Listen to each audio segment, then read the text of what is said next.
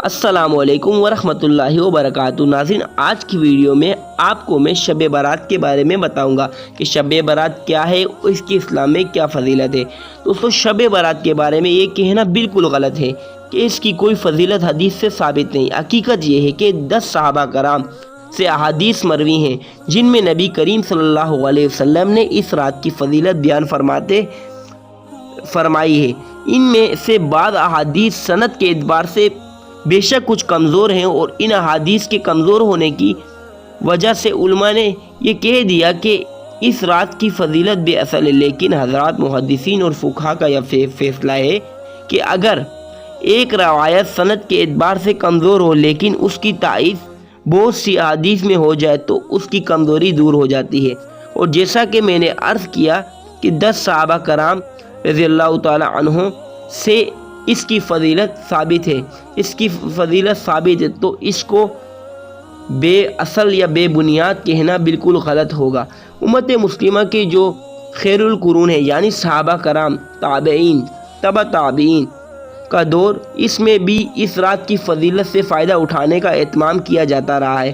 لوگ اس رات میں عبادت کرنے کا خصوصی اہتمام کرتے ہیں، لہٰذا اس کو بدعت کہنا یا بے بنیاد کہنا اور بے اصل کہنا درست نہیں۔ صحیح بات یہ ہے کہ یہ فضیلت والی رات ہے۔ اس رات میں جاگنا اور عبادت کرنا باعث اجر و ثواب ہے، اس کی خصوصی اہمیت ہے۔ دوستو، دوسرے نمبر پہ بات کرتے ہیں شب برات میں عبادت کا کوئی خاص طریقہ۔ دوستو، شب برات میں عبادت کا جو ہے کوئی بھی خاص طریقہ نہیں ہے۔ یہ بات درست ہے کہ اس رات میں عبادت کا کوئی خاص طریقہ نہیں کہ فلاں طریقے سے عبادت کی جائے، جیسے بعض لوگوں نے اپنی طرف سے ایک طریقہ بنا دیا ہے اور کہتے ہیں کہ پہلی رکعت میں یہ سورت پڑھنی چاہیے، دوسری رکعت میں یہ سورت پڑھنی چاہیے۔ یہ بالکل بے بنیاد بات ہے، بلکہ نفلی عبادت جس قدر ہو سکے کرنی چاہیے وہ اس رات میں انجام دی جائے۔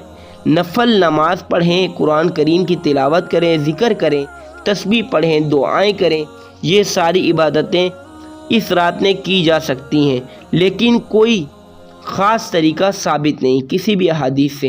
دوستو، تو آپ جس طریقے سے عام دنوں میں عبادت کرتے ہیں تو اس رات میں بھی اسی طریقے سے عبادت کیجیے گا۔ اس کے بعد بات کرتے ہیں ماہ شعبان کے 15ویں شب کی فضیلت۔ دوستو، حضور اکرم صلی اللہ علیہ وسلم نے ارشاد فرمایا، اے عائشہ رضی اللہ تعالی عنہ، تم جانتی ہو اس رات میں کیا ہوتا ہے؟ عرض کی، یا رسول اللہ صلی اللہ علیہ وسلم بتلائیں، اس میں کیا ہوتا ہے؟ آپ صلی اللہ علیہ وسلم نے فرمایا، اس رات میں یہ ہوتا ہے کہ آدم علیہ السلام کی اولاد میں سے جو شخص اس سال پیدا ہوگا اور جو اس سال میں مرے گا، اس کا مرنا اور پیدا ہونا لکھا جاتا ہے، اور جو فرشتے ان کاموں پر مقرر ہیں ان کو اطلاع دی جاتی ہے، اور جتنا رزق مخلوق کو اس برس میں ملے گا سب لکھا جاتا ہے۔ اور اس 15ویں رات اللہ تعالیٰ سورج ڈوبتے ہی اس دنیا کے آسمان پر تشریف لاتے ہیں اور ارشاد فرماتے ہیں کہ کوئی نیک بندہ ایسا ہے جو ہم سے بخشش مانگے تو ہم اس کو بخش دیں، کوئی رزق مانگے تو ہم اس کو رزق دیں، کوئی مصیبت کا مارا دعا کرے تو ہم اس کی مصیبت دور کریں۔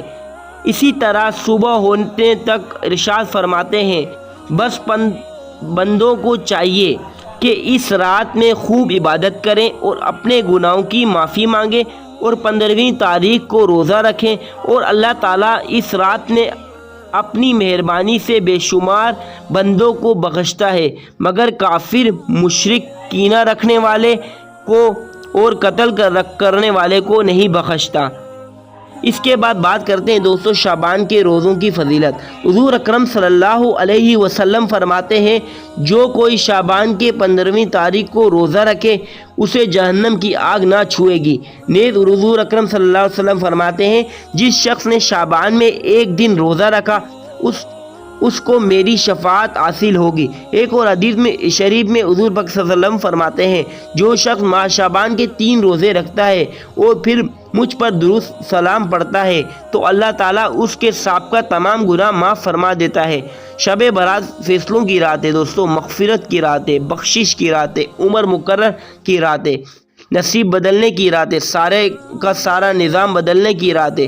اے اللہ ہم سب کے گناہ معاف فرما، ہمارے نصیب، ہمارا مقدر سب کچھ بدل دینا۔ اے ہماری سانسوں کے مالک، ہم سب کو سلامت رکھنا۔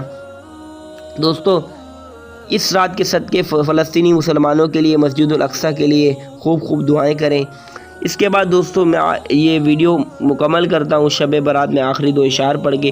رحمتوں کی ہے یہ رات، نمازوں کا رکھنا ساتھ، منوا لینا رب سے ہر بات، دعاؤں میں رکھنا یاد، مبارک ہو آپ کو آنے والی شب برات۔